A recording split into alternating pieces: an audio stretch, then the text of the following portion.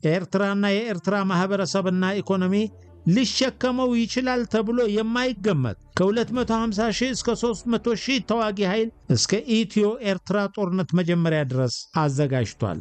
እዚህ ላይ ብዙ ሰው ልብ የማይለው ጉዳይ ሻዕቢያ ወታደራዊ ስልጠና ሰጥቶ ከሚፈጥረው ወታደራዊ ብቃት በላይ በኤርትራዊ ወጣት ትውልድ ላይ የሚፈጥረው ስር የሰደደ የንቀት፣ የጥላቻና የብቀላ መንፈስ ከፍተኛ መሆኑን ነው። መነሻውን ከጥንት በተለይም ከ1888 ዓመተ ምህረት የአድዋ ጦርነት ጋር ያስተሳሰረና ከትውልድ ትውልድ እየተሸጋገረ የመጣ አያት ቅድመ አያቶችህ በአድዋ ጦርነት እንደ በግ ተሰብስበው ታርደዋልና ተበቅለህ ማትጨርሰው ዳለብህ የሚል በኤርትራውያን ምሁራንም በተለያዩ ቋንቋ እየተጻፈ የሚነዛው የጥላቻ ታሪክ በየሚዲያው ሲለፈፍ ሲጻፍና ሲነበብ በየኤርትራዊው ደም ስር እንዲዋሃድ የተሰራበት አደገኛ ምናልባትም በስተመጨረሻም ኤርትራውያን ራሳቸውን ለከፋ አደጋ ሊዳርግ የሚችል መርዛማ የፖለቲካ ፕሮፓጋንዳ ነው።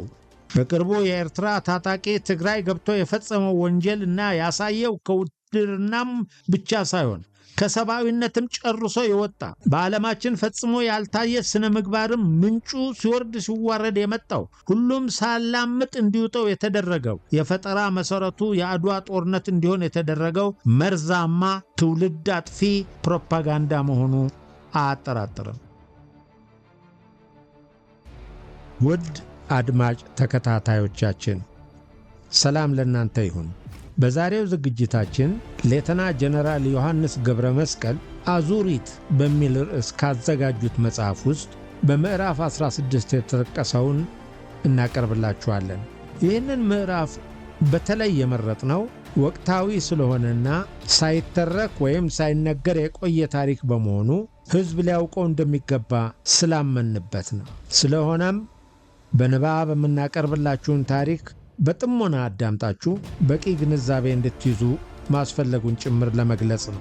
በዚህ ታሪክ ውስጥ ያልተጠቀሰና አድማጮቻችን የምታውቁት ተጨማሪ ታሪክ ቢኖር ሰፋ ካለ ማብራሪያ ጋር ብትልኩልን በእኛ አስተያየትና ግምገማ በቂ ሆኖ ካገኘነው ለኢትዮጵያ ሕዝብ እናቀርበዋለን።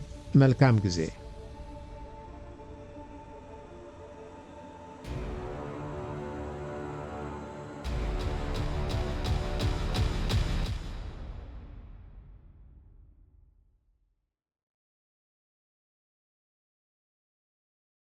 አዙሪት ምዕራፍ 16 በኤርትራ የተዘራ የቂም አዝመራ። የኤርትራ ሰራዊት ልዩ ባህሪያትና ተግባር በትግራይ ጦርነት። የኤርትራ ሰራዊት በረዥሙ የኤርትራ ነጻነት ትግል የተፈጠረ ሰራዊት እንደሆነ ይታወቃል። በ1969 ዓመተ ምህረት ሶማሊያ ኢትዮጵያን ድንገት ከወረረች በኋላ የደርግ መንግስትም የሶማሊያን ወረራ ለመቀልበስ የፈጠረውን ግዙፍ ሰራዊት ተጠቅሞ ወረራውን ከቀለበሰ በኋላ በዚህ በምስራቅ ኢትዮጵያ የተገኘውን ድል ተንተርሶ በምስራቅ የተገኘው ድል በሰሜን ይደገማል የሚል መፈክርና ዝግጅት በማድረግ ሰራዊቱን በግብረ ኃይሎች አደራጅቶ በሰሜን ማለትም ትግራይ ላይ ያለውን አማጺ ኃይል በዳሰሳ በማጥፋት ኤርትራ ያለውን አማጺ መደምሰስ የሚል ዓላማ ይዞ ሰፊ ዘመቻ አድርጓል። በዚህ ጊዜ 1970 ዓመተ ምህረት ማለት ነው። በዚህ ጊዜ ነበር ህዝባዊ ግንባር ሓርነት ኤርትራ ሁሉንም ሰራዊቱን ይዞ ስትራቴጂያዊ ማፈግፈግ ብሎ ጠቅልሎ በናቅፋና ሰሜናዊ ሳህል ተራሮች ጉድጓድ ቆፍሮ ከኤርትራ ህዝብ ለራሱ ስትራቴጂካዊ ርቀት ተፈጥሮ ከ10 ዓመታት ላላነሰ ጊዜ በቆሮቦሮ ጉድጓድ ጊዜውን ያሳለፈው። በእርግጥ ደርግም የዋዛ አልነበረምና ተደጋጋሚ ዘመቻዎችን በናቅፋና ሰሜናዊ ሳህል ያካሄድ ስለነበረ የኤርትራ ሰራዊት ተኪ ኃይልና ሰው እያጣ እየተመናመነ ለመሄድ ጊዜ አልፈጀበትም። ሆኖም ግን በህዝባዊ ግንባር ሓርነት ኤርትራ ቅርብ ርቀት ማለትም በትግራይ የተሃህት ትግል ተጀምሮ ስለነበረ እና ተሃህትም ለህዝባዊ ግንባር ሓርነት ኤርትራ የአደጋ ጊዜ ተጠሪ ሆኖ ለማገልገል ጊዜ ስላልወሰደበት ከ1972 ዓ.ም ጀምሮ ህዝባዊ ግንባር ሓርነት ኤርትራ ከኤርትራ ህዝብና ወጣት ያጣውን ድጋፍ በሚያካክስለት ደረጃ የትግራይ ወጣት በተደጋጋሚ ወደ ቆፈረው የቀበሮ ጉድጓዱ እየተላከ ከባድ መስዋዕትነትን ከፍሎለታል። ለዚህ ማስረጃ የሚሆነው ከ1972 ዓመተ ምህረት ጀምሮ የ1974 እና የ1975 ዓመተ ምህረት የተደራጁና የውጊያ ልምድ ያላቸው 5 ብርጌዶችና ከ1972 ዓመተ ምህረት ጀምሮ ወደ ህዝባዊ ግንባር ሓርነት ኤርትራ ለስልጠና ነው እየተባለ በተለያዩ ጊዜያት የተላከው በጠቅላላው 30,000 ያክል የትግራይ ወጣት ህዝባዊ ግንባር ሓርነት ኤርትራንና የኤርትራን ህዝብ የነጻነት ትግል በመደገፍ ተሳትፏል። ከባድ መስዋዕትነትና የአካልና የሞራል ጉዳትም አስተናግዷል። ህዝባዊ ግንባር ሓርነት ኤርትራ በተከለው ከኤርትራ ሜዳና ህዝብ የነጠለው ጭራሽ የተሳሳተው ወታደራዊ ስትራቴጂ ምክንያት ካጋጠመው የሞራልና የተዋጊ ኃይል መመናመን ከደርግም በከባድ ዘመቻዎችና ምቶች አንጻር እድሉ ከተጋድሎ ሓርነት ኤርትራ በባሰ መልኩ ድምጥማጡ መጥፋት ይችል ነበር። ሆኖም ግን ቀደም ብሎ እንደተገለጸው አይነት ከጥፋት የሚያድነው እድል ተፈጠረለት። በዚህ ሂደት የተፈጠረው ሁኔታ ግን የትግራይ ወጣት በገፍ ወደ ኤርትራ ተልጎ እየተዋጋ የአካልና የሞራል ዋጋ እየከፈለ ለዓመታት በዘለቀበት ሁኔታ የህዝባዊ ግንባር ቁንጮ አመራሮችና የህወሓት ቁንጮ አመራሮች ስለ ሁኔታው ከተቻለ የትግራይ ተዋጊ ኃይልና ወጣት ወደ ኤርትራ እየተላከ እንዳለ በህዝብ እንዳይታወቅ፣ ከታወቀ ደግሞ ትግራይ ወጣት ወደ ሳህልና ናቅፋ ተራሮች እየተላከ ያለው ለስልጠናና ልምድ ለመቅሰም እንደሆነ ተደርጎ እንዲገለጽ በሚል ተስማምተው አያላቸውን ጠብቀው ለዓመታት ፀሐይ የመታውን እውነታ አይናቸውን ጨፍነው እየካዱ ዘልቀዋል። እኔው ራሴ በቀይ ኮከብ ዘመቻ በናቅፋ ግንባር ተሰልፌ ዘመቻው እስኪያልቅ በነበረኝ ቆይታ ከራሳቸው የህግሃኤ ታጋዮች ህዝባዊ ግንባር ሓርነት ኤርትራ ማለት ነው ታጋዮች የተነገረኝን ሐቅ የህወሓት መሪዎችን ስጠይቅ ግን እንደዚህ አድብስብሰው ክደውኛል። ይህንን መጽሐፍ በማዘጋጅበት ጊዜ ለሁኔታው ቅርበት የነበራቸውንና የትግራይን ወጣቶች ይዘው ወደ ሳህል ይመላለሱ የነበሩ ግለሰቦችን ሳነጋግር ግን እንዲያውም እኔ ራሴ እስከ ድርጅቱ ጋር ነበርኩኝ ወይ ያስባሉኝን መረጃና ማስረጃዎች ነግረውኛል። ወጣቱን ይዘው ሳህል የተመላለሱት ሁሉ ስለ ሁኔታው በምሬት ነው የሚናገሩት። በአብዛኛው የአርሶ አደር ልጅ የሆነው የትግራይ ወጣት በተደጋጋሚ ወደ ሳህል እንዲሄድ እየተደረገ ልክ እንደ ኤርትራዊ ለኤርትራ ነጻነት የመታገል ውዴታ ሳይሆን ግዴታ ያለበት ይመስል ነበር። እኔም በተግባር እንደማውቀው ወጣቱ ፍጹም ጸረ ዴሞክራሲያዊና አፋኝ ለነበሩ የህዝባዊ ግንባር አሰራሮች ተገዢ ሆኖ አሰራሮቹን አክብሮ እነሱን ሊያገለግል ተሰልፎ የተሰጠ እንደነበረ በምሬት ይናገራሉ። በዚህ ላይ ረሃቡ ማቋረጫ የሌለው ከባድ ስቃይ ነው። ድንጋይ መፈንቀሉ፣ ከአለት ጋር መላተሙ፣ ጉድጓድ መቆፈሩ፣ ግንድ መሸከሙ ከውጊያው ጎን ለጎን ዕለታዊ ሕይወቱ ሆኖ የትግራይ ወጣት ለእንደዚህ አይነቱ ብቻ ሳይሆን ካለው የባህል ልዩነት ጋር ተያይዞ ለስድቡ፣ ለማንቋሸሹ ተጋላጭ ሆኖ በማያውቀውና ባልጠበቀው የጨለማ ሕይወት ውስጥ እንዲገባ ተደርጓል። የትግራይ ሕዝብም በሂደት ልጆቹ ወደ ሳህል እየተወረወሩ እየተጣሉ ለሲኦል እየተዳረጉ መሆናቸውን መስማት ሲጀምርና ለምን ብሎ ሲጠይቅ ለስልጠና ከሚል የተድበሰበሰ ምላሽ ውጪ ሐቁ አያገባህም ተብሏል።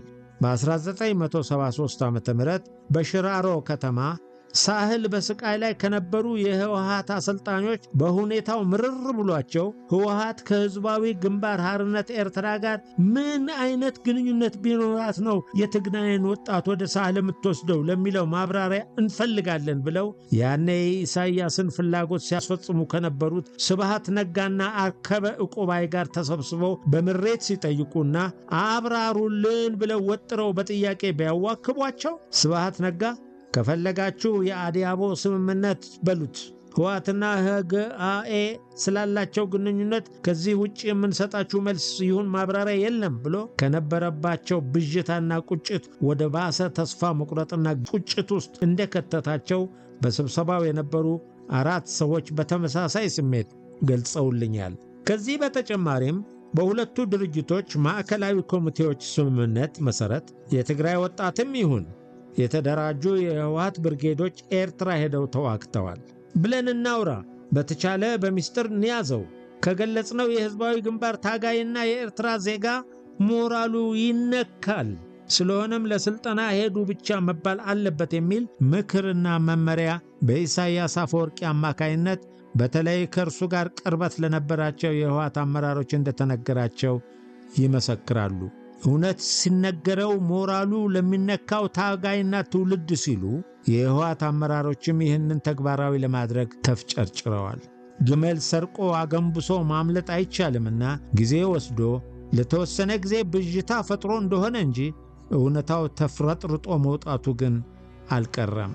አናውቃቸውም ብለው ሊክዱን የሚቀራቸው የለም። ሽምጥጥ አድርገውና ንቀት ጨምረውም እውነታውን ክደውታል። በዚህ መልኩ ሲጓዝ የነበረው ሁኔታም የትግራይንና የኢትዮጵያውያንን ጸረ ደርግ ትግል እየተጠናከረ መጥቶ ደርግም በኤርትራ ጸረ ህዝባዊ ግንባር ዘመቻ ማድረግ ባልቻለበት ወቅት በተለይ ከ1976 ዓ.ም በኋላ ህዝባዊ ግንባር ጫናው እየተወገደለት መጣ።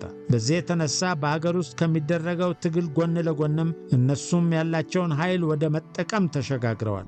ጨርሶ በያለበት ወደ መከላከል ብቻ ወርዶ የነበረውን የደርግ ኃይል በሂደት ለጥቃት እየተጋለጠ መከላከልም እያቃተው ሲመጣ ይህንን ምቹ አጋጣሚ እኛም እነሱም ሁላችንም ተጠቅመን በመጨረሻ ህወሓት ኢህአዴግ አዲስ አበባ ገብቶ ሀገሪቱን ሲቆጣጠር እነሱም አስመራን፣ ኤርትራን ተቆጣጠሩ።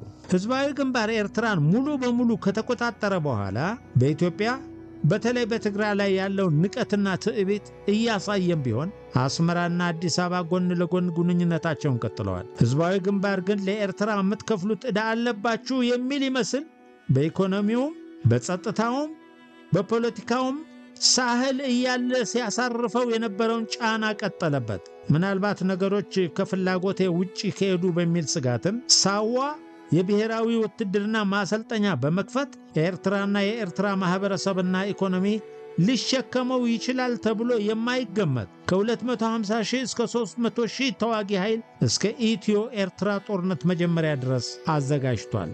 እዚህ ላይ ብዙ ሰው ልብ የማይለው ጉዳይ ሻዕቢያ ወታደራዊ ስልጠና ሰጥቶ ከሚፈጥረው ወታደራዊ ብቃት በላይ በኤርትራዊ ወጣት ትውልድ ላይ የሚፈጥረው ስር የሰደደ የንቀት የጥላቻና የብቀላ መንፈስ ከፍተኛ መሆኑን ነው። መነሻውን ከጥንት በተለይም ከ1888 ዓ.ም የአድዋ ጦርነት ጋር ያስተሳሰረና ከትውልድ ትውልድ እየተሸጋገረ የመጣ አያት ቅድመ አያቶች በአድዋ ጦርነት እንደ በግ ተሰብስበው ታርደዋልና ተበቅለህ ማትጨርሰው ዕዳ አለብህ የሚል በኤርትራውያን ምሁራንም በተለያዩ ቋንቋ እየተጻፈ የሚነዛው የጥላቻ ታሪክ በየሚዲያው ሲለፈፍ ሲጻፍና ሲነበብ በየኤርትራዊው ደም ስር እንዲዋሃድ የተሰራበት አደገኛ ምናልባትም በስተመጨረሻም ኤርትራውያን ራሳቸውን ለከፋ አደጋ ሊዳርግ የሚችል መርዛማ የፖለቲካ ፕሮፓጋንዳ ነው።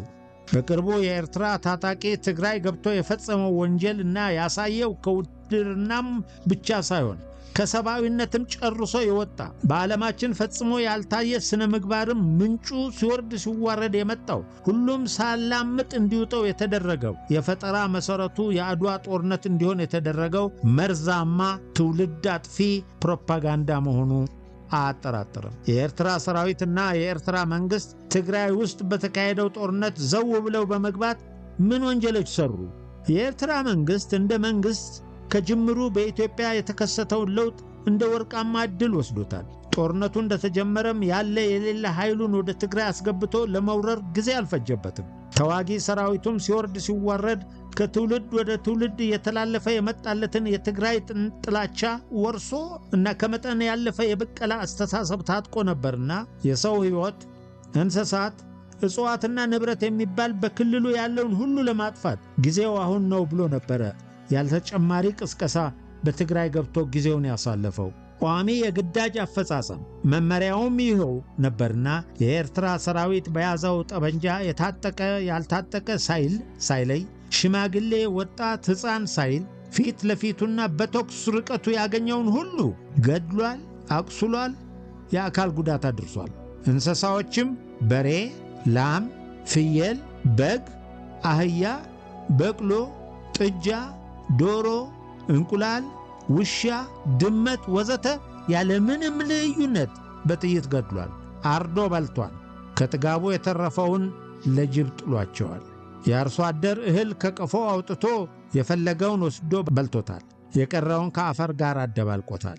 የትግራይ እጽዋቶች በየአካባቢው ያገኛቸውን ተክሎች ሁሉ የሚባሉትን ጠንጥሶ በልቷቸዋል።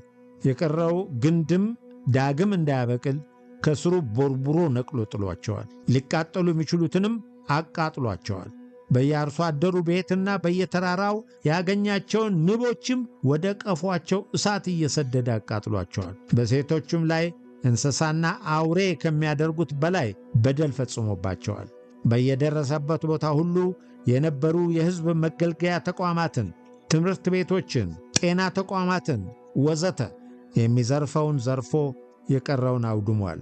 በመንግሥትና በኤርትራ ሲቪል መዋቅር የሥራ ድርሻ የነበራቸውን ባለሙያዎችን እና ተሽከርካሪዎቻቸውን ወደ ትግራይ በማስመጣት በትግራይ የነበሩ እንደና አልመዳ ጨርቃጨርቅ ፋብሪካ፣ አዲግራት መድኃኒት ፋብሪካ፣ ብርጭቆ ፋብሪካ፣ ቆዳ ፋብሪካ ወዘተ ሊፈታ የሚችለውን በመሳሪያ በመፍታት በኮምቦይ ጭኖ ወደ አስመራ ወስዶታል። የተቀረውንም በሲቪል ባለሙያዎች አማካይነት እንዲወድም በእሳት እንዲቃጠልም አድርጎታል። የኤርትራ ግመል፣ አህያ፣ በቅሎ፣ የሰው ጉልበት ሁሉም እስኪሰለቸው እስኪደክም በምልልስ ከትንሽ እስከ ትልቅ ንብረት ከትግራይ ወደ ኤርትራ ሲያጓጉዝ ታይቷል። የአደባባይ ምስጢርም ነበር። አንዱና በውል መታየት ያለበት ጉዳይ ደግሞ በውስጣቸው ለምንድነው ግን እንደዚህ አይነት ተግባር የምንፈጽመው ብሎ ጥያቄ የሚያነሳ አልነበረባቸውም። ለምን? ሰራዊቱ ወጣትም ሽማግሌም ያቀፈ ነው። ተሽከርካሪዎች ይዞ ንብረት ዘርፎ ጭኖ ለመመለስ ወደ ትግራይ በተደጋጋሚ የተመላለሰው ሲቪሉም ጭምር ነው። ሁሉም ግን ለምን ብሎ የጠየቀ አልነበረም። ለምን? ሰው መሆኑ አንዱና ትልቁ መለያው አስቦ ለምን ብሎ የሚጠይቅ መሆኑ ነው። እነዚህ ግን አይጠይቁም፣ አልጠየቁም። ለምን ግን? ጦርነት ያውን በ21ኛው መቶ ክፍለ ዘመን በሕዝቦች መካከል ተደረገ ሲባል ተሰምቶ አይታወቅም። ጦርነት በታጣቂዎች መካከል መሆኑ ግን ግልጽ ከሆነ ዘመናትን አስቆጥሯል። ከዚህም በላይ ጦርነት የሚገዛባቸው ዓለም አቀፍ ሕጎች የሚተገበሩበት ጊዜም ላይ ነን። ከሁሉም በላይ ደግሞ ሰራዊቶችና መንግሥት በጦርነት ጊዜ የግድ ማክበር ያለባቸው ዋና ነገር በጦርነት ጊዜም ቢሆን ሰላማውያን ዜጎችና የሲቪል ተቋማትን ሆን ብሎ ያለ መጉዳትን እና ያለ ማውደም ሕግ ነው። ሲቪል ሰዎችንም ሆነ ተቋማትን መንካት፣ ማውደም፣ መግደል በከፍተኛ የወንጀል ጥፋትነት እንደሚታይ ተደንግጓል። በሁሉም የዓለም አካባቢ ያሉ ሰራዊቶች እንዲህ አይነቱን የጦርነትና የአውደ ውጊያ ወንጀል ፈጽመው ላለመገኘት ከፍተኛ ጥንቃቄ በሚያደርጉበት 21ኛው ክፍለ ዘመን ላይ ሆነን ስናበቃ የኤርትራ ሰራዊትና መንግሥት ግን ይህንን ዓለም የተጸየፈውን ወንጀል በተለይ በትግራይ ላይ ለመፈጸም ለምን ደፈረ? ግን ለምን? ጦርነት ተተንትኖ ያደረ በሚገዛው የጦርነት ሕግ የሚተዳደር ነው። ታዲያ የኤርትራ መንግሥትና ሰራዊት በትግራይ ላይ ያካሄዱት ጦርነት ምን የሚባል ስም የሚሰጠው ጦርነት ነው? በቅርቡ በሩዋንዳ በተፈጸመው የዘር ማጥፋት ወንጀል ሁቱና ቱትሲ የሚባሉ ነገዶች ሰው ለሰው ተፋጅተዋል። ሆኖም ግን አንዱ የአንዱን እንስሳ ልክ እንደ ጠላት ገደለ፣ እጽዋትንም ተክሎችንም ላይመለሱ ድምጥማጣቸውን አጠፋ በሚል የተሰማ መረጃ የለም። በትግራይ ግን ሰውም እንስሳውም ተክሉም እጽዋቱም ተቋሙም ሁሉም የኤርትራ ጠላት ተደርጎ ተወስዶ ተመታ። ይሄ ሁሉ እንዴት ብሎ በጠላትነት ሊፈረጅ ቻለ? በሁለት የታጠቁ ኃይሎች የሚኖር ጦርነት አዲስ ላይሆን ይችላል። የኤርትራ ሰራዊትና መንግሥት እንደ ዓላማ ወደ ትግራይ ይዘውት የገቡት ግን ፍጹም የተለየ ነው። ለምን ግን የተለየ ሆነ? ኤርትራውያን ላይ የተዘራው የጥላቻ መርዝ እንዲሁ የመጣ አይደለም። ከመሰረቱ የአድዋ ጦርነት በጣሊያኖችና በቅኝ ገዦች ሁሉ ላይ ያሳረፈውን ሽንፈት ለመቀልበስ በነጮች የተቀናጀው ስልታዊ ዘመቻ አካል ነው። ጥቁር ሕዝብን የሚንቁት አውሮፓውያን ወይም ነጮች በኋላ ቀር አፍሪካዊት ሀገር የአውሮፓ ቅኝ ገዢ ሀገር ይሸነፋል የሚል እምነት አልነበራቸውም። የአድዋ ድል ለጥቁር ሕዝቦች ግን የነጻነትን ጮራ የፈነጠቀ ድል ቢሆንም በነጮች ዘንድ ትልቅ ድንጋጤንና ቀውስን የፈጠረ ክስተት ነበር። ይህም ድል ለኢትዮጵያውያን በብቸኝነት የአውሮፓን ቅኝ አገዛዝ ሥርዓት የመከተች በብዙ የአፍሪካና ካሪቢያን ሀገራት እንደ ምሳሌ እንድትወሰድ ያደረጋት ታሪክ ነው። ባንዲራዋም የጥቁር ሕዝቦች አርማ ከመሆን አልፎ ቀለማቱ አረንጓዴ፣ ቢጫና ቀይ የፓን አፍሪካን ቀለም ለመባል በቅቷል። በርካታ የአፍሪካ ሀገራትም ይህንን የቀለማት ኅብር ለራሳቸው ባንዲራ ተጠቅመውታል። የአውሮፓ ሀገራትና ነጮች የኢትዮጵያ አሸናፊነት የሚያበሳጫቸው ብቻ ሳይሆን ላለሙት የቅኝ ግዛት ማስፋፋት ዓላማ እንቅፋት እንደሚሆንባቸው ተገንዝበውታል። ይህንን ሽንፈት በጸጋ ያልተቀበሉት ምዕራባውያን ኢትዮጵያ እንድትጠላ የአድዋን ድል በማንኳሰስ ትልቅ የተቀነባበረ ዘመቻ ከፍተው እንደነበረ የታሪክ ማስረጃዎች ያሳያሉ። ኢትዮጵያውያንን እንደ ኋላ ቀር፣ ጨካኝ፣ ራሳቸውን ማስተዳደር የማይችሉ አድርገው እየሳሉ ለሌሎች ቅኝ ተገዢዎቻቸው ምሳሌ እንዳይሆኑ አበክረው ሰርተዋል። ያላቸውን የዲፕሎማሲ አቅም፣ ሚዲያ እንዲሁም ጋዜጠኞቻቸውንና ጸሐፊዎቻቸውን በመጠቀም ትልቅ ዘመቻ አካሂደዋል። ለወቅቱ የማጥላላትና የማኮሰስ ዘመቻዎቻቸው ምሳሌ ከሚሆኑ በርካታ ጽሑፎች ውስጥ ገላጭ አርዕስት የነበራቸውን ጥቂቶቹን እነሆ። የኢትዮጵያው ሽንፈትና ትምህርቶቹ፣ ዘ ታይምስ፣ ለንደን ውስጥ የታተመ። ኢትዮጵያ የአውሮፓውያን ስልጣኔ ስጋት፣ በርሊነር ታግባልት፣ በርሊን ውስጥ የታተመ። ስልጣኔና አረመኔነት፣ የአድዋ ጦርነት፣ ላስታምፓ ላይ፣ ቱሪን ውስጥ የታተመ። የኢትዮጵያ ስልጣኔን እምቢ ማለት፣ ኢል ጊሮናሌ d'Italia ላይ፣ ሮም ውስጥ የታተመ። ታሪክን በማጣመም የተካኑት አውሮፓውያን በነጻነት ትግል በአድዋ ላይ የተከናነቡትን ውርደት ለመሸፈን ኢትዮጵያውያንን ኋላ ቀር፣ አረመኔ አድርጎ በመሳል ከራሳቸው መጽሐፎችና መገናኛ ብዙሃን አልፈው እንደ የተስፋዬ ገብረአብ አይነት ልቦለድ ጸሐፊዎችን በመጠቀም የተዛባና ለትውልድ ቂም በቀል የሚያተርፍ ሴራ በመሸረብ ቀጣዩን የኤርትራ ወጣት መርዘውታል። በኤርትራውያን ጥላቻ ዙሪያ ብዙ ተብሏል፣ ብዙ ተጽፏል። ከተባሉትና ከተጻፉት ግን ማሳያ እንዲሆን ኤርትራዊ ተስፋዬ ገብረአብ የኑረ ነቢ ማህደር ብሎ ከጻፈው መጽሐፍ ገጽ 140 እስከ 149 ያሰፈረውን ትርክት እናነብ እና ፍርድ እንስጥ።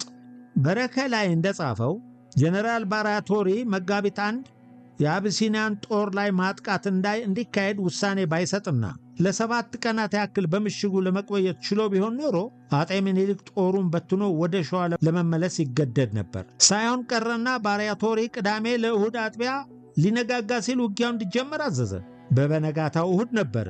የአጤ ምኒልክ ወታደሮች ቤተ ክርስቲያን ለመሳለም ይሄዳሉ ብሎ እርግጠኛ በመሆኑ አጤ ምኒልክም ድንኳን ነቅሏል ብሎ በማመኑ ባራቲዮሪ ተስፋ ያደረገው ሰፈር የቀረውን እያተራመሰ ለመፍጀት ነበር። ባራቲዮሪ ከጥቂት በላይ ደካማ ጎኖች ነበሩት።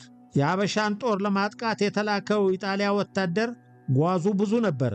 በጀርባው ኮረጆ አዝሏል። ጠበንጃ ተሸክሟል። የውሃ ኮዳና የጥይት ቦርሳ በግራና ቀኝ ጎኑ ታጥቋል። እስከ ጉልበቱ የሚደርስ ከቆዳ የተሰራ ጫማ፣ በጥቅሉ 25 ኪሎ የተሸከመ ወታደር ሌሊቱን ሲጓዝ አድሮ አባ ገሪማ ደረሰና መድፉን ጠመደ። ሲነጋ ግን ጨዋታው ሌላ ሆኖ ተገኘ። ቋንጣው አበሻ እንደ ጦጣ እየዘለለ ጓዞ ብዙውን የነጭ ወታደር ላይ ሰፈረበት። ጀነራል ዳቦር ሜዳና ጀነራል አርሞንዲ ሲገደሉ ጀነራል አልበርቶኒ ተማረከ። ጀነራል ኤሌና ቆሰለ። 6000 ያክል ኢጣሊያውያን የሐበሻ ጎራዴ ቁርስ ሆኑ። ዋናው አዛዥ ጀነራል ባራቲዮሪ የ3ቱን ቀን መንገድ በአንድ ቀን ጨርሶ አዲቀይህ እንደገባ ይነገርለታል። በእርግጥ ይህ አባባል ለማናናቅ የተነገረ ሊሆን ይችላል። ባራቲዮሪ ከአድዋ እስከ አዲቀይህ ባደረገው የሽሽት ጉዞ የፈረሰበትን ሰራዊት መልሶ ለመገንባት ብዙ ጥሯል። ግራ ተጋብቶ የሚሸሸውን ሰራዊት ለማስቆም የተሻለው ዘዴ ሁሉ ተጠቅሟል። ሙከራው ግን ውጤት አላስገኘለትም። የወታደሩ ሽሽት መልክ ያለው አልነበረም። እንደ ደነበረ እንስሳ ከፊቱ ያለውን እየጣሰ የሚጋልብ ጎርፍ ነበረ። ከሞቱ አሟሟቱ እንዲሉ የአበሻ ጎራዴና ጦር የፈጠረበት ቅዠት የማሰቢያ የሰውነት ክፍሉን አናውጾበት ለማስቆምና ለማረጋጋት የማይችልበት ሁኔታ ላይ ነበር። ፈረሰኛው አበሻ ተዋጊ ሜዳውን እየጋለበ ባራቲዮሪን ለመቅደም መገስገሱን ቀጥሎ ነበር። በዚህ ሂደት የባህታ ተከታዮች የመረብ ምላሽን ሰው መስለው ተደባልቀው በመግባት ጣሊያኖችን በማሳሳት ጎራዴያቸውን ተጠቀሙበት። በመልክ የሚለዩ ስላልሆኑ ጣሊያኖቹ ግራ ተጋቡ።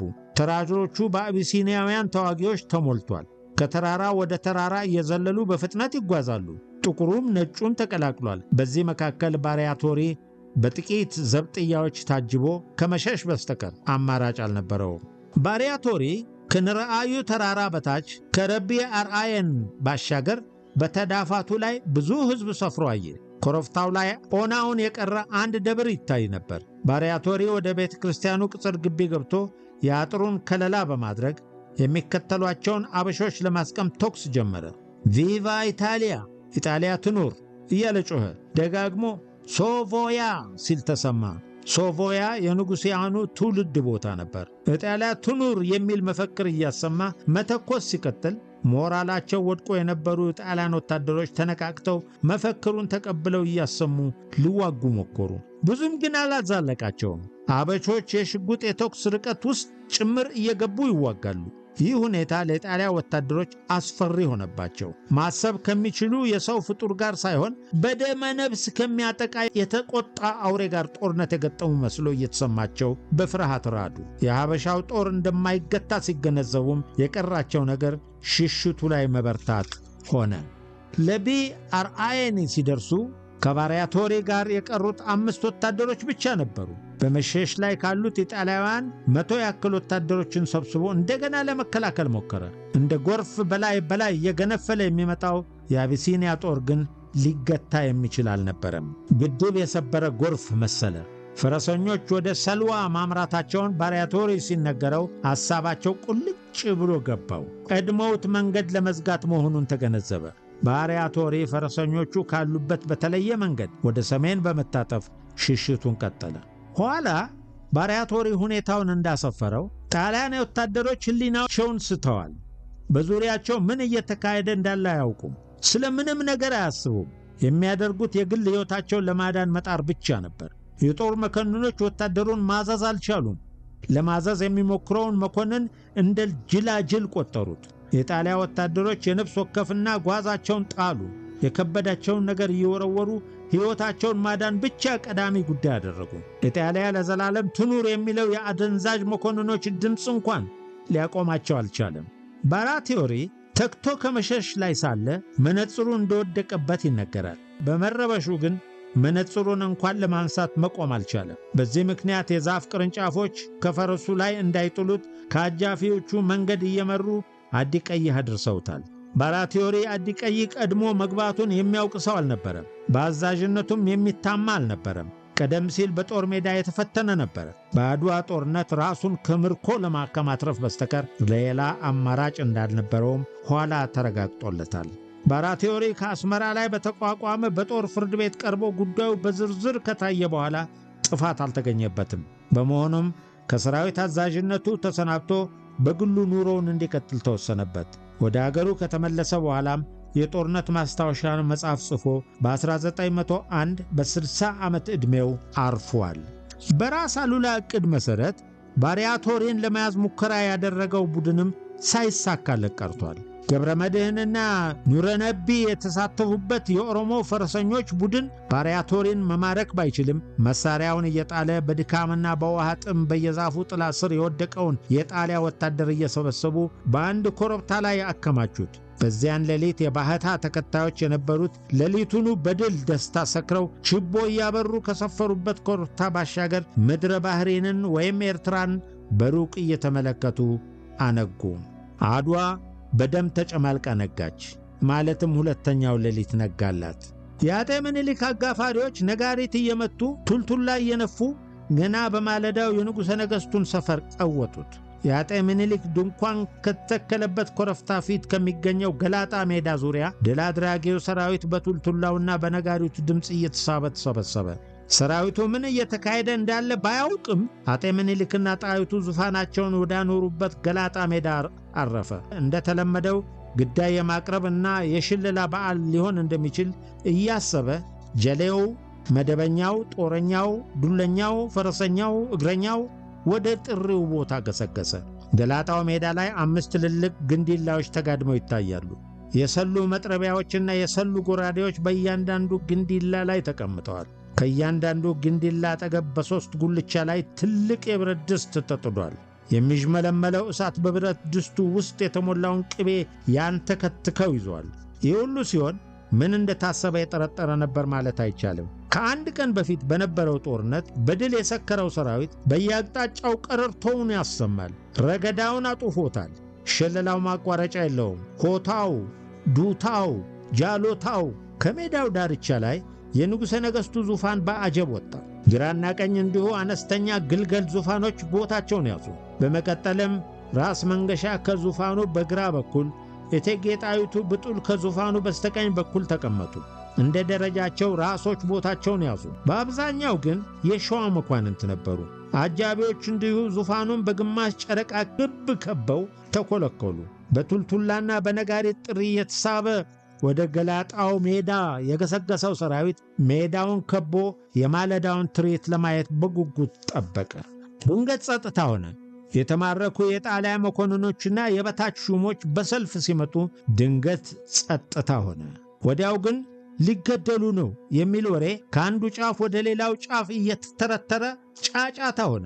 ዳሩ የጫጫት ብዙም አልዘለቀም። ጣሊያኖቹ መኮንኖች ከንጉሠ ነገሥቱ ግራና ቀኝ የክብር ቦታ ተሰጥቷቸው መሬቱ ላይ እንዲቀመጡ ተደረገ። እናም የዕለቱ ትርኢት ተጀመረ። ከኢጣሊያ ጋር ተሰልፈው የነበሩና የተማረኩ የምድሪ ባህሪ ዜጎች በአምስቱ ግንዲላዎች ትይዩ በአምስት ረድፍ እንዲሰለፉ ተደረገ።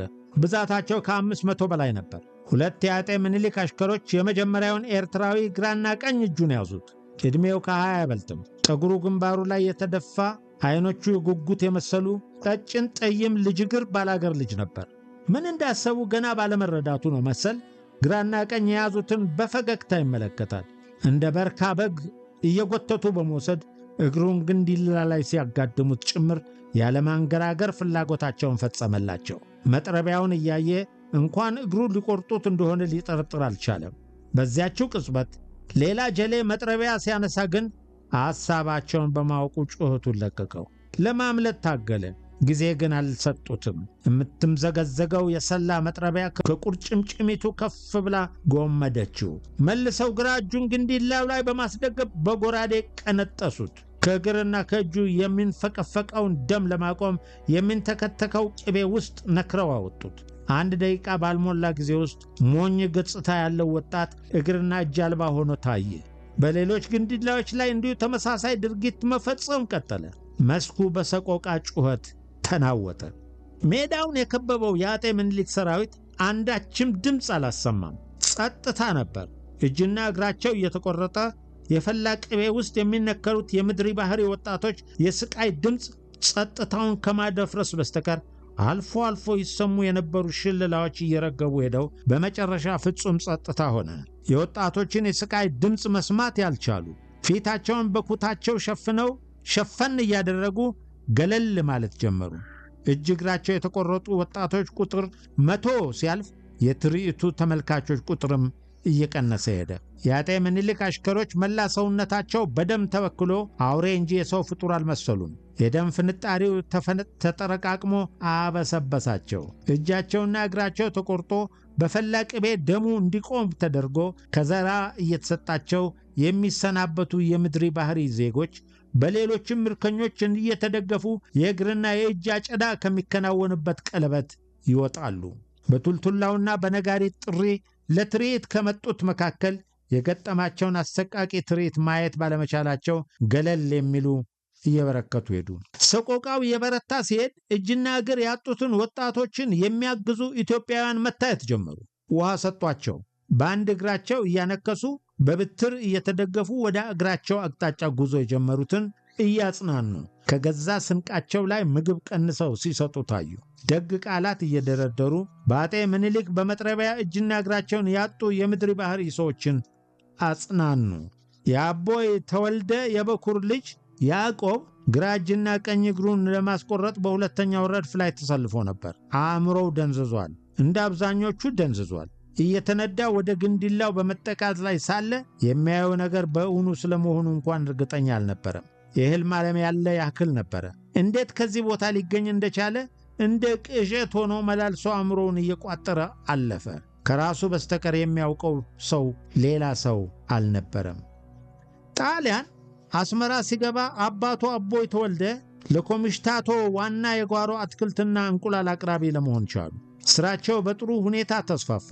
ያዕቆብ ዋና ሥራ በአገልጋይነት ከተቀጠሩበት 2 ጎልማሶች ጋር ሰርክ በማለዳ በሰረገላ እየገሰገሰ እንቁላልና የጓሮ አትክልቶችን ኮምቢሽታቶ ማድረስ ነበረ። ያዕቆብ ኮምቢሽታቶ ብቅ ሲል ወጣትነቱን የሚማርኩ ነገሮች ፈተና ላይ ጣሉት። የሰልፉ ትርኢት፣ አለባበሳቸው፣ ንጽህናቸው ቀልቡን ተቆጣጠረው። አንድ ማለዳ እንደተለመደው እንቁላልና አትክልት ኮምቢሽታቶ ካደረሰ በኋላ ሰረገላውን ለአገልጋዮቹ ሰጥቶ ከጣሊያኖች ካምፕ መግባቱን ለአባቱ መልእክት ልኮ ተሰናበተ። ይህ ከሆነ ገና 4ኛ ወሩ ነው። በዚህ አጭር ጊዜ ውስጥ ጠበንጃ መተኮስ አስለመዱት እና አንድ ጠበንጃ ተሸክሞ ራሱን አድዋ አገኘው። ከሞቀ ቤቱ የወጣበትን ዕለት ለመርገም ግን ጊዜ አላገኘም። ምን እየተካሄደ እንዳለ ግንዛቤ አልነበረውም። አድዋ ደርሶ ምሽግ ይዞ ብዙም ሳይቆይ ጦርነቱ ተጀመረ። እስከ ረፋዱ በሩምታ ጥይት ይታኮሱ ነበር። ቀትር ላይ ኢጣሊያ መሸነፉ ግልጽ ሆነ። አድዋ ላይ ቀኑን ሙሉ በተደረገ ውጊያ 6000 ያክል ኢጣሊያውያን ሲሞቱ 226 ኤርትራውያን ሞተው 958 ቆሰሉ። 2500 ኢጣሊያውያን ቁስለኛ ሲሆኑ 1900 ደግሞ ተማረኩ። አብረውት እንደነበሩ የምድሪ ባህሪ ሰዎችና ኢጣሊያውያን ወጣቶች ያዕቆብን በምኒልክ ወታደሮች ተማረኩ እና ይኸው አሁን እጅና እግሩን ሊቆርጡት ነው። አንድ እጅና አንድ እግራቸውን በመጥረቢያና በገጀራ የተቆረጡ ወጣቶች ቁጥር 200 አለፈ። ያዕቆብ ተራው ደርሶ ነበር። በደም ወደ ጨቀየው ግንዲላ እየተጠጋ ሲመጣ እጅና እግሩን ከሚቆርጡት ቢገድሉት እንደሚመርጥ ማሰቡ አልቀረም። እንዲገድሉት ምን ማድረግ እንደሚገባው ግን ማሰብ አልቻለም። ደንዝዟል። ከፊቱ እየተወሰዱ እጅና እግራቸው የሚታጨዱ ወጣቶች የሰቆቃ ድምፅ አደንቁሮታል። በደም ተለውሰው እንደ ማገዶ የተከመሩ ቁራጭ እጅና እግሮች በግንዲላው ዳር ዙሪያ ይታያሉ። ብዙዎች ዕድሜያቸው ገና ለጋ በመሆኑ የአባት የእናታቸውን ስም ይጠራሉ። የመላእክትን ስም እየጠሩ የሚማጸኑ ይበዛሉ። በተለይ አደይ ማርያም እና ቅዱስ ጊዮርጊስ ስማቸው በተደጋጋሚ ተነሳ። ያዕቆብ የሚያየውና የሚሰማውን ማመን እንዳቃተው ምን ማድረግ እንዳለበት ሳይወስን ተራው ደረሰው።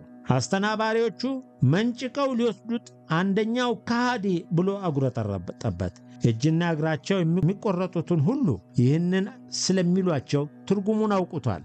ያዕቆብ በረድፉ እየተገፋ ወደ ግንዲላው ሲያዘግም ይህንኑ ቃል እያሰላሰለው ነበር። መቼና የት ማንን እንደ ካደ ሊገነዘብ አልቻለም። ሰውን ከድቶ ከሆነ በእርግጥ አባቱን ነው የከዳው። እነዚህ ሰዎች በምን ምክንያት ከሃዲ እንደሚሉት ሊረዳ አልቻለም። ማንን እንደ ካደ፣ ክህደቱን መቼና እንዴት እንደፈጸመ ሳያውቅ ግራ እግሩን ወሰዱና ግንዲላው ላይ አጋደሙት።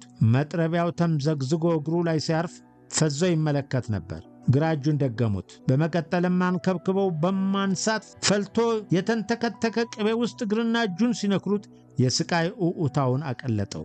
ከመጥረቢያው ይልቅ የፈላው ቅቤ ቃጠሎ የበለጠ አሳበደው። በርባጥ የተቆረጠ እጅና እግርን በፈላ ቅቤ ደሙን ማቆም እንደ ሕክምና ዘዴ የሚጠቀሙበት ነበር። የገዛ ወታደሮቻቸው ሲቆስሉም በዚሁ ዘዴ ነበር የሚጠቀሙት። ፍጻሜዎቹ ከኤርትራውያን እግርና እጅ በሚፈናጠረው ደም ተጨማልቀው የሰው ፍጡር አይመስሉም። ጭንቅላቱን የአህያ ሆድ ውስጥ ከቶ ሥጋ ሲበላ ያደረ ስግብግብ ጅብ መስለዋል። በሰው ደም ሰክረው አንዳች ነገር ያለማቋረጥ ይለፈልፋሉ። ያዕቆብ በ5 ደቂቃ ውስጥ እጅና እግሩን አጥቶ ከትርኢቱ ቀለበት ገለል እንዲል ተደረገ። በርከት ብለው በአጋዞች እየተረዱ ከማረጃ ቦታው ገለል እንዲሉ አንድ ወጣት ባላባት በጋሻ ጃግሬዎች እንደታጀበ የፊታቸው መጣና አስቆማቸው። ፈረሱን ዳንገላሳ እያስደነሰ ቁስለኞችን እየተዘዋወረ ከተመለከተ በኋላ በደማቅ ድምፅ ስቆ ሲያበቃ ለካህዲ የሚገባው ቅጣት ይሄ ነው ሲል ተናገረ። ከቁስለኞቹ አንዱ አማርኛ ይችል ኖሯል። ማንን ከዳን ሲል ጠየቀ። ከጣሊያን ጋር ሆናችሁ ወጋችሁን። እናንተን ከጎኑ ባያደርግ ጣሊያን ኃይል አግኝቶ ባልተቋቋመን። በዚህ ጦርነት ስንት የጨዋ ዘር ጨረሳችሁ። ከጣሊያን እናንተ የገደላችሁት ይበዛል። ቁስለኛው በተንገፈገፈ ድምፅ ተናገረ። የጣሊያን ወታደሮች ነን። ምን ነበር የምትጠብቀው?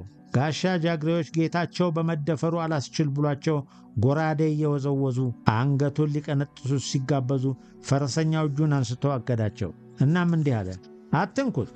እየተሰቃየ እንዲኖር ፈርጀበታለሁ። መኖር ካልቻለ ከፈለገ ራሱን በራሱ ይግደል። አትንኩት። ፈረሰኛውና ጋሻ ጃግሬዎቹ መንገዳቸውን ቀጠሉ። በዚህ ጊዜ ይህ ወጣት ባላባት ደጃዝማች ካሳ እንደሚባል ቁስለኞቹ አወቁ። ቁስለኞቹ ከማረጃው ሜዳ ገለል ካሉ በኋላ ልባቸው እንደተሰበረ የሀገራቸውን አቅጣጫ ይዘው ተጓዙ። ያዕቆብ በዛች ቅጽበት እነዚህን ሰዎች ተበቅሎ ቢሞት ይወድ ነበር። ቢገድሉትም ይመርጥ ነበር። ግን እንዲገድሉት ማድረግ ሳይችል ቀረ። መጥረቢያቸውን ለመንጠቅ ቢሞክርም ይገድሉት ነበር። ባለመሞከሩ ጸጸትና ቁጭት፣ ቂምና በቀል ልቡን በዶማ ቆፈረው። በሰዎች ላይ የደረሰበት ጥላቻ መልሶ እሳት ሆኖ ፈጀው። የሰው ልጅ አምሳያው በሆነ ፍጡር ላይ እንዲህ ያለ አሰቃቂ ግፍ ሊፈጽም እንደሚችል ዕውቀት አልነበረውም። በዚያን ቀን ግን አወቀ። እጅና እግራቸው እየተቆረጠ የፈላ ቅቤ ውስጥ እየተነከሩ ወደ ምድር ባሕር ከተላኩት 461 ወጣቶች መካከል አብዛኞቹ አገራቸው ሳይደርሱ መንገድ ላይ ሞቱ። ያዕቆብ በሕይወት ተርፈው መረብ ወንዝን ከተሻገሩት ዕድለኞች አንዱ ለመሆን በቃ። የኤርትራን ድንበር ከመሻገራቸው በፊት የኢጣሊያ የሕክምና ቡድን ደርሶ ቁስለኞቹን ተረከባቸው። ሰረገላዎች ሳይቀር ለዚህ ተግባር መድበው የደከሙትን ለመርዳት ቅድሚያ ሰጡ። ያዕቆብን የተረከበችው ሴት ኢጣሊያዊት የካፑቺኒ ማኅበር አባል ነበረች። በተኛበት የሸራ አልጋ ላይ ቁስሉን ስታክመው ታለቅስ ነበረ። እንባዋ ሲንጠባጠብ ለምን እንደምታለቅስ አልገባውም። ቁስሉ አገግሞ ብዙ ሳምንታት ካለፈ በኋላም እንኳን ያዕቆብ የተፈጸመው ነገር እውን ሊመስለው አልቻለም። አገግሞ ወደ ቤቱ እስኪመለስ ድረስም አንዳች ቃል አልተነፈሰም። ዝምታው መቋረጫ ሲያጣ በድንጋጤ ምክንያት ድዳ እንደሆነ ታወቀ። ያዕቆብ ደጋግሞ ለመናገር ቢሞክርም ቃል ከአንደበቱ ማፍለቅ አልቻለም። በመሆኑም የሚፈልገውን በጽሑፍ መጠየቅ ጀመረ። ያዕቆብ እንደገና የመናገር ችሎታው የተመለሰለት ሰንበል በሚገኝ የአባቱ ቤት ከተመለሰ ከ2 ወራት በኋላ ነበር። በዚያን ጊዜ እናቱ ጸጋ ወይኔ ልጇ ላይ በደረሰው አደጋ ምክንያት በድንጋጤ ሕይወቷ አልፎ ነበረ። አባቱ አቦይ ተወልደ በቁጭት አልጋ ላይ ቁራኛ ሆኖ ነበር። ያዕቆብ አንደበቱ ተከፍቶለት መናገር ሲጀምር መጀመሪያ የተነፈሰው ቃል አቦይ ይቅር በለኝ የሚል ነበር። አባቱ ይህን ሲሰማ በደስታ እንባ ታጠበ። መርያም የምታደርገው ጠፍቷት ደጅ ወጥታ ጉሮሮዋ እስከተቻለ ድረስ እልልታዋን ለቀቀችው። የደስታ እንባ ጉንጮቿን እያጠበ ወረደ። ከሰንበል ወዲያ ማዶ ዝንታለም ቆሞ የኖረው ተራራ የመርየምን ድምፅ ተቀብሎ አስተጋባ። የ1888 የአድዋ ጦርነትን አስመልክቶ የተጻፈውና የሚነገረው አፈታሪክ በይዘቱ በአድዋ ጦርነት ጊዜ በነበረው ትውልድህ በሰው ሕይወት ላይ ልታስበው ልትገምተው የማትችለው ከትውልድ ወደ ትውልድ ተበቅለህ የማትጨርሰው ግፍ በዋናነት በትግራዮች ብሎም በኢትዮጵያውያን ተፈጽሞብሃል የሚል በኤርትራውያን ትውልዶች እንደ ፍጹም ያልተጨመረበት እውነት እየተወራረሰ የመጣ የመጠፋፋት ትርክት ነው። ይኸውም ምንም ጥያቄ ሳይነሳበት በአግባቡ ሳይጠና ሰዎች ሳይነጋገሩበት ለቀጣዩ ትውልድ ለመድረስ እያኮበከበ ያለ የፈጠራ ታሪክ ነው። የጥላቻውን ዘር በስፋት ለማዳረስም ይህንኑ የተስፋዬ ገብረአብን አይነቱ ትረካ ሁሉ በትግርኛም በእንግሊዝኛም እየተጻፈ እየተተረጎመ እየተነበበ ቀጥሏል። በሌሎች መጻሕፍት ያነበብኩት የአድዋ ጦርነት ፍጻሜ ከዚህ ይለያል።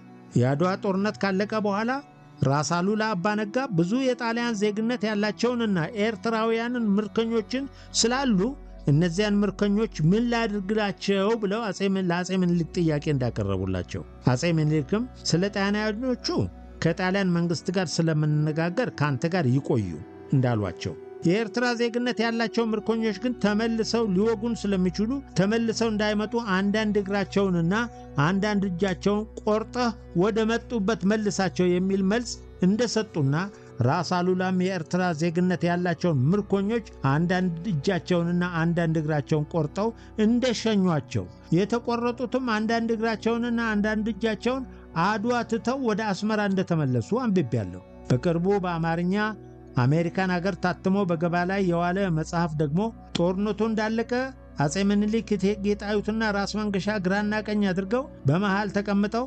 ሰራዊታቸውን በዙሪያቸው አሰልፈው ባሉበት ምርኮኞች አንድ በአንድ እየቀረቡ በእንስሳ ላይ እንኳን ተደርጓል በሚል ተሰምቶ በማይታወቅ መልኩ በገጀራ አንዳንድ እግራቸውንና አንዳንድ እጃቸውን ተቆርጠው ወደ አስመራ ተላኩ ብሎ ያስነብበናል።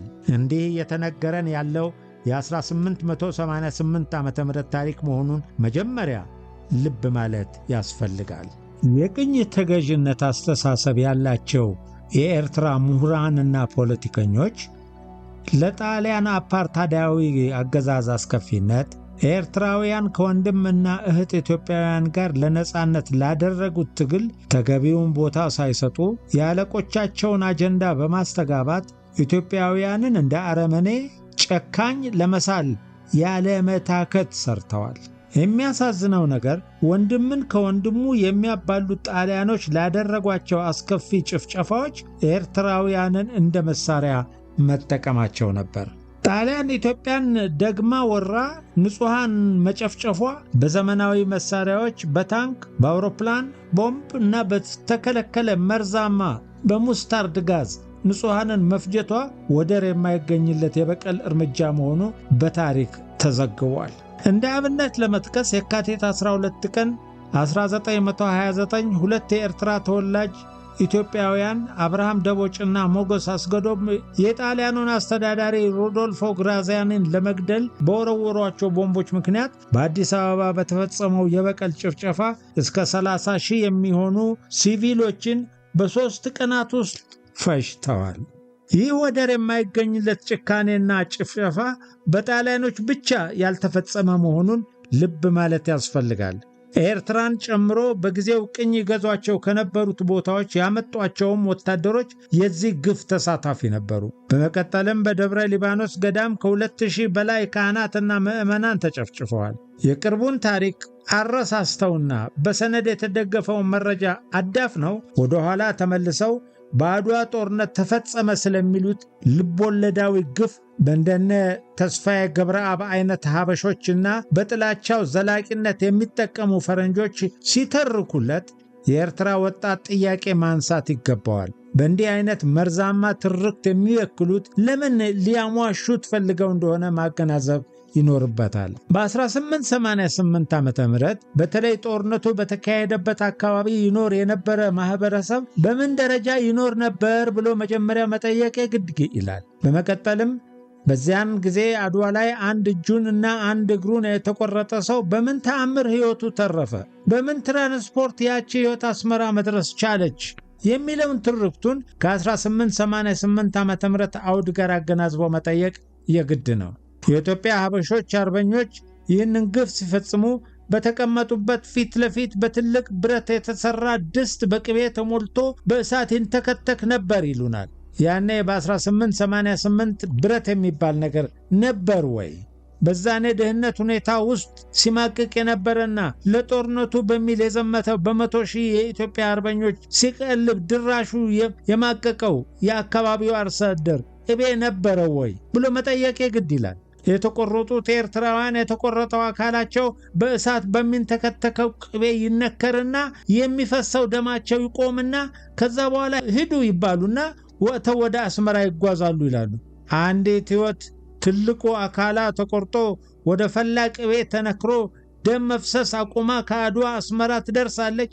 ለነገሩ ጥላቻ ልብ ያውራል ይባላል። አድዋ ላይ ሁሉ ግፍ ሲሰራ ጥንታዊቷ አክሱም ጽዮን በቅርብ ርቀት አለች። አድዋ ገና ስትፈጠርና የኦርቶዶክስ እምነት ከተስፋፋበት ጊዜ ጀምሮ ከ5 እስከ 6 የሚሆኑ ቤተክርስቲያናት አሏት። አክሱም ጽዮንና የአድዋ ገዳማት ምን አሉ? አካባቢው ሕዝብም ከጥንት ጀምሮ አብዛኛው ክርስትና አስተምሮ ያለበትና ፍሬሃ እግዚአብሔርን እስካሁን ከትውልድ ትውልድ እየተወራረሰ የመጣ ነው። ታዲያ ሕዝቡስ ምን አለ? የአርበኞቹ ፈረሰኞች በአድዋ ሜዳ ይጋልቡ ነበርም ይላል። እረ ለመሆኑ አድዋ ሜዳ ቦታ አላት እንዴ? ወይስ ሌላ አድዋ ያኔ ነበረች? በጦርነቱ ጊዜ አያት ቅድመ አያቶች በአፈ ታሪክ እንደነገሩን የጣሊያን ሰራዊት በየተራሮቹ መካከል ሲንቀሳቀሱ የኢትዮጵያ አርበኞች ኋላ ቀረ መሳሪያ ታጥቀው እንደ ዝንጀሮ በየተራራዎቹ ተንጠላጥለው ነበር የተዋጉት።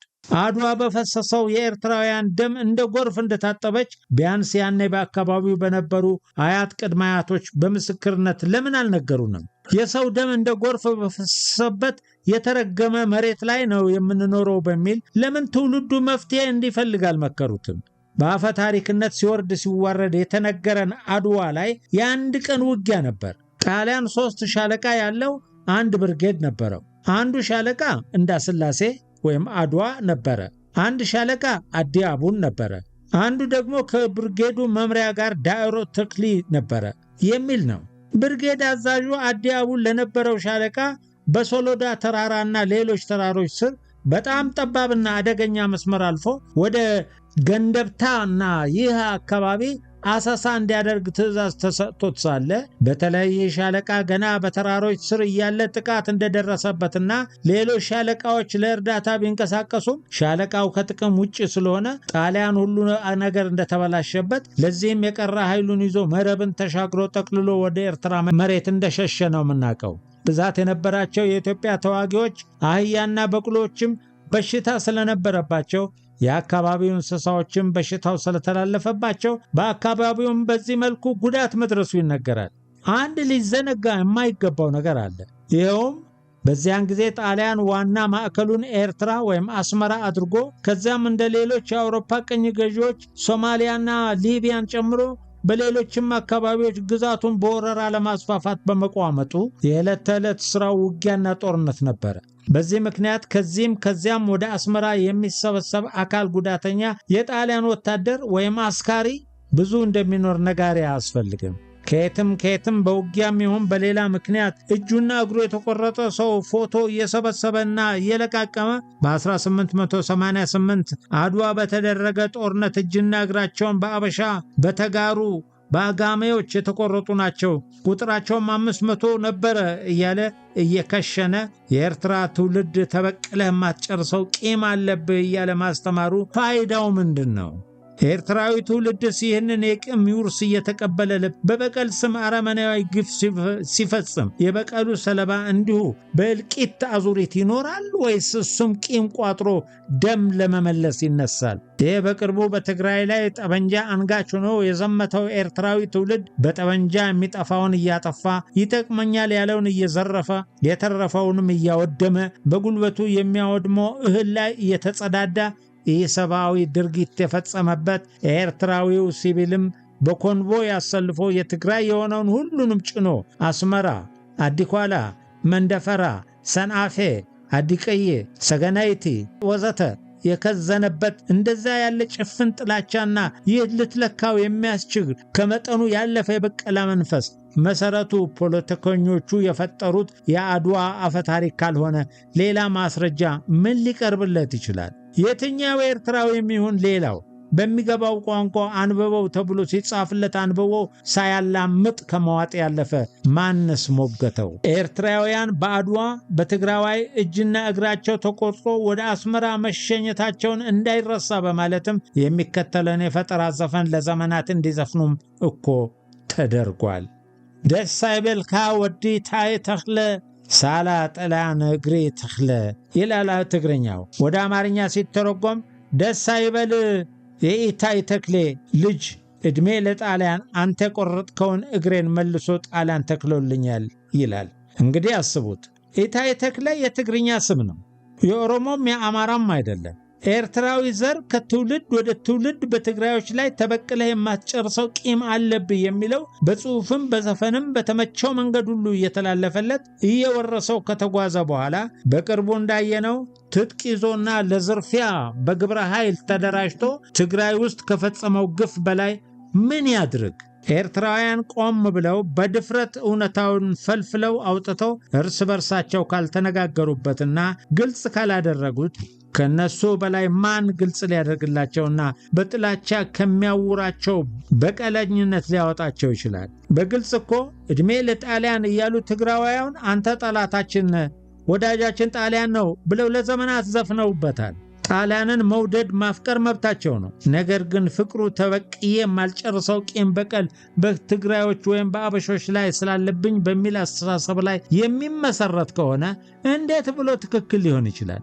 የበቀላ አዙሪት ውስጥ ጊዜውን ጠብቆ ደም መመላለስን እንደማይወልድና የበቀላ ቀስት ወደ እነሱ እንደማያዞር ምን ማረጋገጫ አለ? ከቂም ከጥላቻ ከበቀላ አዙሪት የሚያወጣን ስልጡን አስተሳሰብና ፍትህ ማንገስ አይሻልም? ሕግና ፍትህ የማይገባው ፖለቲካችንን አዙረን ለፍትህና ለሕግ ተገዢ እንዲሆን የሚያስፈልገውን ዋጋ አሁን ከፍለን ቀጣይ ትውልዶችን ብናድን አይሻልም?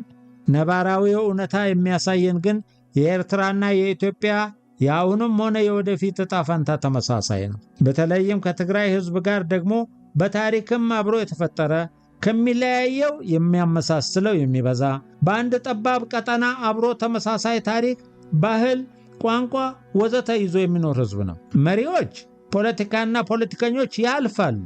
ሕዝብ ግን ከትውልድ ወደ ትውልድ እየተቀባበለ ኗሪ ቅርስ ነው። እውነታው ይህ ከሆነ ለምን ታዲያ በጊዜው ያለ ደም ከማፍሰስ ውጪ ጥሩ እንቅልፍ የማይተኛ ጽንፈኛ ቂመኛ ማላገጫ ሆነን ታሪክና ትውልድን የሚያጠፋ የሚያቆስል ሥራ እየሠራን ዝም ብለን እናየዋለን? ታሪክ እንዳይበላሽ ትውልድ እንዳይጠፋ ለምን አብረን አንዘምትም? አሁን ባለንበት ሁኔታ እንደ ትውልድ በጋራና በተናጠል ትልቅ ሥራ መስራት እንዳለብን መገንዘብ አለብን። የኢትዮጵያ ታሪክ የጦርነት አዙሪት ታሪክ ነው። ይህንን እውነታ ለመቀበል መጀመሪያ እንደ ግለሰብም እንደ ህብረተሰብም ዝግጁ እንሆን። ቀጥለን አዙሪቱን ለመስበር እንዘጋጅ። መንገድ ወይም አማራጭ እናበጃጅ። ጊዜም የለንም። ይህን ሐቅ ደግሞ ኤርትራና ኤርትራውያንም በእጅጉ ይመለከታል። ከቀናው ሐዲድ ወጥተን አዙሪቱን የፈጠሩትም አዙሪቱን ሰብረው ወደ ሐዲዱ የሚመልሱትም ሰዎች ናቸው። ሌላ ተአምር ሊሆን አይችልም ብዬ አምናለሁ። ኤርትራውያን ወገኖችም ቶሎ ብለው የጽሞና ጊዜ ወስደው ሊያስቡበትና እውነታውን ተቀብለው ትውልድ ለማዳን የጦርነት አዙሪቱን ለመስበር ከጎናችን አብረውን ሊሰለፉ ይገባል እላለሁ። ነፍሰ ገዳዩ ኢሳያስ አፈወርቂና G15 በጨረፍታ። አቶ ኢሳያስ አፈወርቂ በ2001 እንደ አውሮፓ አቆጣጠር ወይም በ1993 ዓ.ም ከአልጀርስ ስምምነት በኋላ G15 በመባል የሚታወቁትን አብረውት በረዥሙ የኤርትራ የነጻነት ትግል ለሕይወታቸው ሳይሳሱ የታገሉትን ሰዎች በውስጣቸው በተፈጠረ የፖለቲካ አለመስማማት ምክንያት ድንገት በጅምላ ያሰራቸው። ሁኔታውን በቅርብ የሚያውቁ እንደሚሉት ከሆነ እነዚያ G15 በመባል የሚታወቁት አንጋፋ መሪዎች እና ተጋዳዮች የኤርትራ ሕዝብ የታገለለትን እና ዋጋ የከፈለለትን ዓላማ የኤርትራ ሕዝብ ለትግሉ የከፈለውን ዋጋ ካሳ የሚያገኝበትን አገራዊ መስረታ እውን ለማድረግ በመመኘት የተለያየ አቋም ያላቸው የፖለቲካ ፓርቲዎች ከአገር ውጭ ያሉትም ወደ አገራቸው እንዲገቡ በእስር ያሉትና በአገር ውስጥ ያሉትም ፖለቲከኞች እንዲፈቱና በነጻነት የመንቀሳቀስ መብታቸው እንዲከበርና ኤርትራም የምትተዳደርበት ሕገ መንግሥት እንዲኖራትና በተግባር እንዲውል ሀገሪቱም በሕዝብ በተመረጠ መንግሥት እንድትተዳደር ወዘተ የሚሉ የጋራ ጥያቄዎችን ለአቶ ኢሳያስ አቀረቡለት። ኢሳያስ ግን ከG15 ሐሳብ በተጻራሪ ቆመ። ብዙዎች ኤርትራውያን እንደሚሉት ከሆነ ከጅምሩ ሐሳባቸውን ለማዳመጥና ለመጋራት ዝግጁ አልነበረም። ለረጅም ጊዜም እነርሱን በአካል ከማግኘት ሸሽቶ ነበረ። በሂደትም በተለይ ሕዝባዊ ግንባር አስመራ ከገባ በኋላ ከኢትዮጵያ ጋር አለኝ የሚለውን የድንበር ጥያቄ ሰበብ አድርጎ በሰራዊቱ የነበሩ ከፍተኛ ጀነራሎች እንጂ የትግል እኩዮቹ G15ን ሳያማክር በኢትዮጵያ ላይ ወረራ በመፈጸም ከውስጥ የተነሳበትን የፖለቲካ አጀንዳ በድንበር ጦርነት አማካይነት ለማዳፈን እና ለማስተዳደር በስልትነት እንደተጠቀምበት የሚገልጹም አሉ። G15 የሚባለው ቡድን ከኢትዮጵያ ጋር የተከፈተውን ጦርነትም አይደግፈውም ነበር። ኢሳያስ ግን በሂደት ቡድኑን የወያኔና የሲአይኤ ተላላኪ ቡድን ነው፣ ኤርትራን ለመሸጥ የተስማማ ኃይል ነው በማለት እንዲፈረጁ አደረገ። አከታትሎም ሁሉንም በድንገት አስሮ ዊአ በሚባል ሲኦልን በሚያስንቅ እስር ቤት በአንዳንድ ጠባብ ክፍል ዘጋባቸው። ሁኔታውን እናውቃለን የሚሉ እንደሚናገሩት ከሆነ እያንዳንዱ ወደሚታሰርበት ጠባብ ክፍል እንዲገባ ከተደረገ በኋላ በየክፍሉ ውሃና ሽንት ቤት እንዲኖረው ተደርጓል ይላሉ። እያንዳንዳቸውም ከሰው እንዳይገናኙ ጥብቅ ትዕዛዝ ተሰጥቶ ድምፃቸው ሲጠፋ ብቻ በሩ እንዲከፈት ይደረጋል። ሰዎቹ ደግሞ ድምፅ የሚያጠፉት ለህልፈት ሲዳረጉ ነውና ሬሳቸው እየወጣ እዚያው በተመደቡ የጥበቃ ሰዎች እንዲቀበሩ ይደረጋል። ብዙዎቹ እንደሚሉት ከሆነ እስካሁን ሁሉም ለህልፈት ሳይዳረጉ አይቀሩም። አቶ ኢሳያስ የቅርብ ጓዶችን እንዲህ ባለ ጭካኔ የመፍጀቱን ልምድ ያዳበረው በዚህ ጊዜ እንዳልሆነ ብዙዎች ይስማሙበታል። በረዥሙ የበረሃ የነጻነት ትግል ጊዜ ብዙ ታጋዮችንና ንጹሐን ኤርትራውያንን በዚህ መልኩ እንደጨረሰ ብዙዎች ይስማማሉ። እኛ ወያኔዎችም በእንደዚህ ያለ ሁኔታ በጉያችን አቅፈን ተጉዘን ዙሮ በቅርቡ እንዳየነው ለሕዝባችን ተርፏል። ይሄ የሆነው ግን የውዴታ ግዴታ ወይም የአጋጣሚ ጉዳይ ሆኖ ሳይሆን በተለይም በሕዝባዊ ወያኔ ሓርነት ትግራይና በሕዝባዊ ግንባር ሓርነት ኤርትራ በተፈጥሯቸው ከሚለያያቸው ነገር ይልቅ የሚያመሳስላቸው ሚዛን ስለሚደፋ ነው። የህግሃኤ ፖለቲካዊ አስተምህሮና መዘዙ ህዝባዊ ግንባር ሓርነት ኤርትራ ህግሃኤ ያለ ዕድሜ ልዩነት ስለ ኤርትራ ነጻነት ሲያስተምር ኤርትራ በኢትዮጵያ ቅኝ ግዛት ስር ሆና ብዙ ጉዳት እንዳስተናገደች የኤርትራ ህዝብም በኢትዮጵያ ወይም ሀበሻ ቅኝ ገዥነት ብዙ ጉዳት እንደደረሰ ይገልጻል። ለዚህ እንደ ዋቢ አድርጎ የሚያስተምርበትም ኤርትራ 3 ጠላቶች አሏት ይላል። እነሱም አንደኛ መሳፍንቶች፣ ሁለተኛ የምዕራቡ ኢምፔሪያሊዝም፣ ሶስተኛ ኢትዮጵያ ናቸው ብሎ ያስተምራል። ስለ የኢትዮጵያ ጠላትነት ሲያስተምርም የኤርትራን የጨመረ ካርታ በስፋት ይጠቀማል። በኤርትራ ካርታ ላይ ጭንቅላት የሚል ቃል ወይም ስም ይጻፍበታል። በትግራይ ካርታ ላይ ደግሞ ልብ የሚል ቃል ወይም ስም ይጻፍበታል። የቀረው የኢትዮጵያ ካርታ ምንም ስም ሳይጻፍበት ይተዋል። በኤርትራ ካርታ ላይ ጭንቅላት ተብሎ የተጻፈበት ምክንያት ሲተነተን የአካባቢው አውራ ኤርትራ ናት፣ ነፃ መውጣት አለባት፣ ሌላ አይመጥናትም ብሎ ያስተምራል። በትግራይ ካርታ ልብ የሚል ስያሜ ለምን እንደሚሰጡት ፖለቲካዊ ትርጉሙን ተንትነው ሲያስተምሩ ትግራይ በኤርትራና በሌላው ስም ሳይሰጡት ኢትዮጵያ መሃል የተፈጠረች አደገኛ ቀጠና ናት ብለው ያስተምራሉ። ሌላው ስም ሳይሰጡት የቀረው የኢትዮጵያ አካባቢም ምንም እንደማይመጥናቸው የልብን ድርሻ እየተጫወተች የምትኖረውና ኢትዮጵያ ብለው እንዲኖሩ የምታደርገው ትግራይ ናት። ትግራይ ከሌለች እነሱ ዋጋ የላቸውም። ለኤርትራ ነጻነትም ዋና ጠንቅና ጠላት ትግራይ ናት ይላሉ። ይህንን በተለይ በሳህል ተራሮች ከነሱ ጋር የነበሩት በደንብ ይገልጹታል። ቀይ ህምባባ የሚባሉ በበረሃ የወለዷቸው ሕፃናት ነበሯቸው። ለነዚህ የሚሆን ትምህርት ቤትም ነበራቸው። በትምህርት ቤቱ ለሕፃናቱ ይህን ፖለቲካዊ አስተምሮ በስፋት ይሰጡ እንደነበረም ብዙ ሰዎች ይናገራሉ። ህዝባዊ ግንባር እኮ ደጋግሜ እንደጠቀስኩት የትግራይ ህዝብን ለመጉዳት የ1977 ዓ.ም ድርቅን እንደምቹ አጋጣሚ ተጠቅሞ የትግራይ ህዝብን በባርካ የኤርትራ መሬት ረግጦ ወደ ሱዳን ገብቶ ህይወቱን ማትረፍ እንዳይችል ከድርቅ ጎን የተሰለፈ ኃይል ነው። ይህንን የኔ ትውልድ በአይኑ ስላየው ነጋሪ አያሻኝም። የንጹሃን ህይወትም ቀጥፏል። ትግራይን የሚመሩ የህወሓት አመራሮች ታዲያ ስለ ኤርትራ ነጻነት፣ ስለ ህዝባዊ ግንባር ህልውና እንቅልፍ የሚነሳቸው ለምን ሆነ? በቅርቡ በትግራይ በነበረው ጦርነት ጭምር እኮ እነዚሁ የህወሓት መሪዎች ሻዕቢያ አይነካንም፣ ወደ ትግራይ አይገባም፣ ወዳጃችን ነው ብለው በአደባባይ ለሻዕቢያ ጥብቅና ቆመው ትውልድ ጠፍቶብናል። በተጋሩ ያለው የፖለቲካ በሽታ ምንድን ነው? ለትግራይ ጥቅምና ህልውና ደንታ የሌላቸው ውዥንብር እየፈጠሩ ለሻዕቢያና ለኤርትራ ጥቅም ያደሩ የትግራይን ፖለቲካና ኢኮኖሚ በበላይነት እንዲቆጣጠሩ የምንፈቅድላቸው እስከ መቼ ነው? ትውልድ እስኪጠፋ ድረስስ ሰው እንደ መንጋ እነሱን መከተል ለምን መረጠ? በእርግጥ የኔ ትውልድ የውስጥ ችግር መፈታት አለበት ብሎ በመታገሉ ብዙ ዋጋ ከፍሏል፣ ታስሯል፣ ተገድሏል። ሞራሉን የሚነካ ሁሉም በደል በላዩ ላይ ተፈጽሞበታል። በመጨረሻም በ1985 ፊትህን አዙር አለቃ አይነካም ተብሎ ተመቷል። ትውልዱ የገጠመው ፈተናና ጉዳት ከባድ ነው።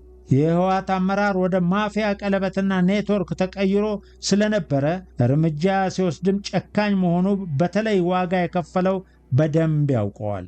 ግን የውስጥ ትግሉ በማፊያው አሸናፊነት ተገባዶ ለምን ትውልዱ በተሸናፊነት ቀጠለ? ተሸናፊ ከሚያደርጉት አንዱ የመንጋ ፖለቲካ መሆኑ ለምን አልገባን አለ? አሁንስ ምርጫው ምንድን ነው? ጠበንጃ ግዑዝ ነገር ነው። ጥቅም ላይ የሚውለው በሰው እጅ ሲገባና ሰዎችም ጠበንጃና ፍላጎታቸውን ለማሳካት ከሐሳብ በላይ እንደ ሁነኛ መሳሪያ ሲጠቀሙበት ነው። የብቀላ ዓላማና አስተሳሰብ ያላቸውም ብቀላቸውን እውን ለማድረግ ይጠቀሙበታል።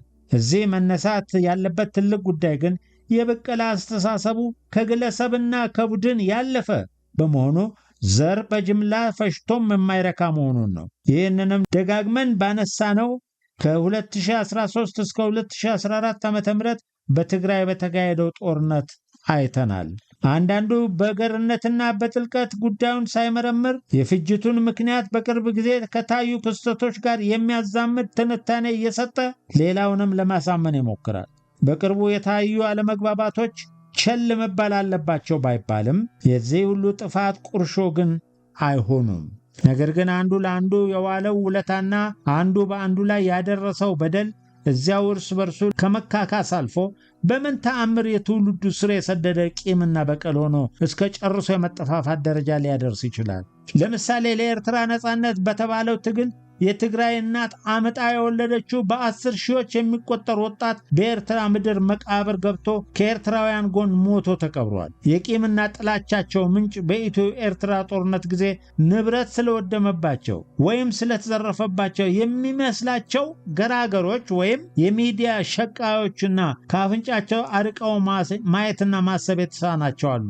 ነገር ግን በኤርትራውያን ተዘርፎ በአሰብና በምጽዋ የነበረው የኢትዮጵያውያን ወይም የተጋሩ ንብረት ከልክ በላይ እንደነበረ እኮ ሁለቱ አገሮች በዘሄግ ሲከራከሩ ያቀረቡትን ማስረጃ ማየት በቀላሉ መፍረድ ይቻላል። ጦርነቱ ራሱ ሲጀመር 1-2 ሚሳኤል ወደ አስመራ ስለተተኮሰ ይሆናል የሚሉ የዋሆችም አሉ። ታዲያ የትግራይ አርሶ አደሮች፣ እናቶች፣ ሕፃናት፣ የትግራይ እንስሳትና እጽዋት ወዘተ ናቸው እንዴ ሚሳኤሉን የተኮሱት? ውጊያ ስለተከፈተብኝ ብለ ዓለም አቀፉን የአውደ ውጊያ ሕግ አክብረ መዋጋት እኮ አይታሰብም አይባልም። እነርሱ ያደረጉት ግን ጭራሽ ከዚህ የተለየና እንኳን ሰው አውሬም ያደርገዋል ብለ የማትገምተው ነው። ነገር ግን የኤርትራ ልሂቃን ከ19ኛው ክፍለ ዘመን መጨረሻ ወደዚህ ጎትተው ባመጡት የፈጠራ ትርክት ተከታታይ ትውልዶቻቸውንም በቂም በቀልና በጥላቻ መርዘዋል። ራስ አሉላ አባነጋና ጭፍሮቻቸው በአድዋ ጦርነት ፍጻሜና በኤርትራ በቆዩባቸው 10 ዓመታት ተበቅለህ የማትጨርሰው ግፍ በዘር ማንዘር ላይ ፈጽሞብሃል ብለው በትውልዶቻቸው አጥንት ዘልቆ የገባ የጥላቻ ዘር ዘርተዋል። በደል ተፈጽሟል። ቢሆንም እንኳ 100 ዓመት ወደ ኋላ ተመልሶ ያለፉ ትውልዶች ለፈጸሙት በደል የአሁኑ ትውልድ በዳይም ተበቃይም ማድረግ ተፈጸመ የተባለውን ግብ መልሶ መላልሶ ከማስቀጠል ያለፈ ፋይዳም የለው። ተፈጸመ የሚባለው ግፍ እጁ የሌለበትን ትውልድ ምቹ አጋጣሚ እየጠበቁ ለማጥፋት መሞከርም ጭፍንነት ነው።